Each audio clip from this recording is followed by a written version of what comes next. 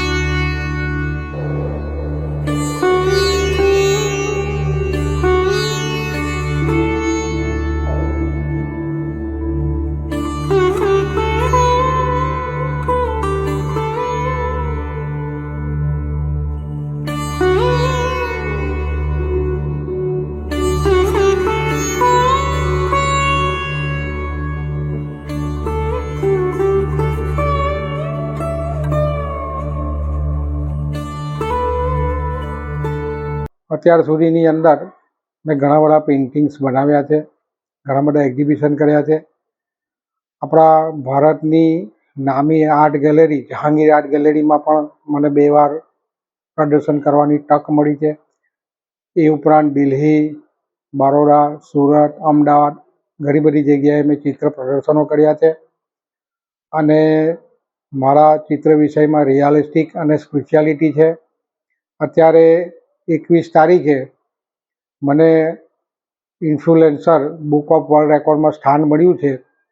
એમાં ભારતની જે પ્રખ્યાત વસ્તુઓ જે છે, એવું કે મોન્યુમેન્ટ્સ અથવા તો કોઈ એવી પ્રખ્યાત જે વસ્તુ છે એના ઉપર અમારે ચિત્ર બનાવવાનું હતું અને એક જ દિવસે એ ત્યાં મોકલીને એમાં વર્લ્ડ રેકોર્ડ એટેમ્પ્ટ કરવાનો હતો। તો એમાં આ ટીમ EM આર્ટ ઇમોશન મેઘના સોલંકી દ્વારા આ ઇવેન્ટ નક્કી કરવામાં આવેલી, એમણે આયોજન કરેલું।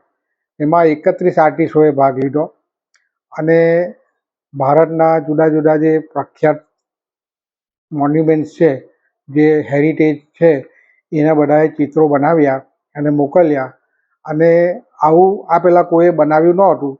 એટલે આ અમારો રેકોર્ડ એટેમ્પ્ટ થયો અને ત્યાંથી અમને સરસ મજાની ટ્રોફી, સર્ટિફિકેટ અને મેડલ મળ્યા અને બરોડા ખાતે પીએન ગાર્ગિલ આર્ટ ગેલેરીની અંદર શ્રીમતી એશા પટેલ અને મેઘના સોલંકી દ્વારા અમને આ એવોર્ડ અને મેડલ એનાયત કરવામાં આવ્યા છે।